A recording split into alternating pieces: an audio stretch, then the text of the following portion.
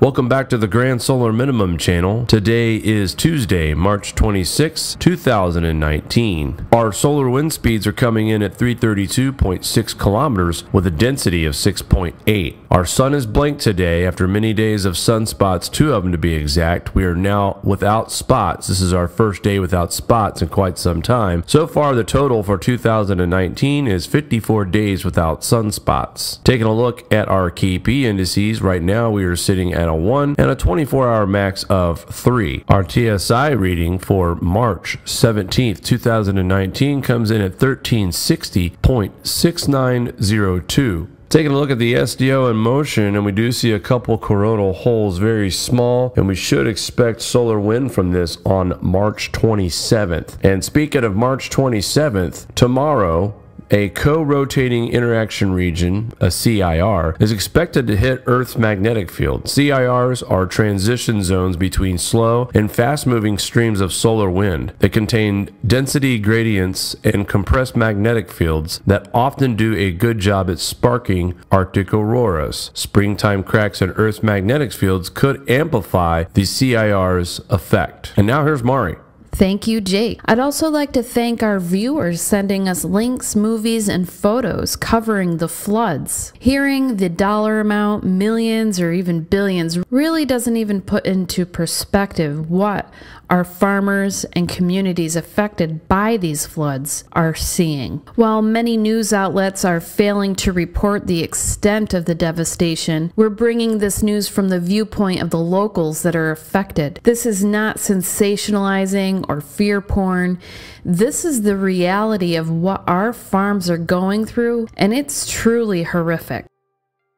Farmers who lost grain in their bins during the historic floods won't see any kind of relief unless Congress includes it in the disaster package. More details about federal resources for flood victims are coming available as farmers and residents along with the Missouri River wait for the waters to recede to assess their damages. The weather pattern is looking pretty wet for the Midwest over the next week. Rainfall from Thursday through Saturday will total over 1 inch and locally heavier. This kind of rain will keep soil wet and could lead to renewed flooding. There's another storm system mid to late next week that could bring similar totals, according to DTN senior ag meteorologist Bryce Anderson. The only semi-favorable angle to the forecast the next 2 weeks is that the northern plains and northeastern Midwest will be out of the heavier rain area. This should allow for some flood easing, at least to some extent, Anderson concluded. The Army Corps of Engineers on Monday said levees along the Missouri and Platte rivers have breaches in 54 locations. Roughly 350 miles of levees along the Missouri, Platte, and Elkhorn rivers face extensive damage. Nebraska agriculture leaders met with Greg Eibach, USDA Undersecretary, and Governor Pete Ricketts also highlighted flood relief efforts. The meeting went into a lot of detail about infrastructure challenges for livestock and ethanol industries. One of the problems highlighted in meetings with agriculture leaders is that grain farmers may have to rely on loans because the USDA does not have a disaster program for grain farmers who lost inventory on their farms. Flood damage has resulted in significant grain losses for farmers with corn or soybeans in storage. Just in Fremont County, Iowa alone, farmers estimate they've lost more than 390,000 bushels of just soybeans, with total crop losses of 7.3 million, according to the Iowa Soybean Association. This flooding is higher than it was in 2011. Before the floods occurred this month, Congress was already trying to pass a disaster package to deal with the agricultural losses from Hurricane Florence and Michael last fall. Lawmakers have already indicated they want to add assistance for Midwest Midwest farmers into that disaster bill.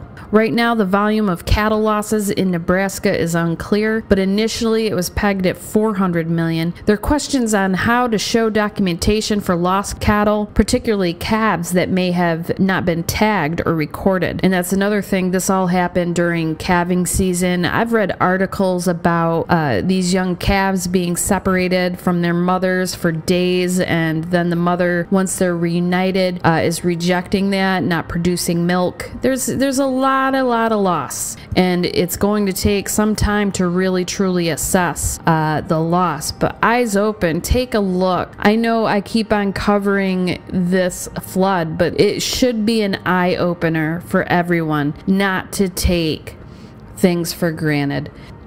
Please join us tonight at 9 p.m. Eastern Time. We'll have our live show with Jake. We have some new t-shirts up on our Teespring shop, so definitely check it out. Had a little fun with Al Gore and his Pinocchio nose. It's my creation right there. So if you like that, head on over to Teespring. Show us some support. If you're not in the mood to buy a t-shirt or don't have the cash to do it, we totally understand. Liking and sharing is all you need to do to help us out. You guys have a great day. Thanks for tuning in to GSM.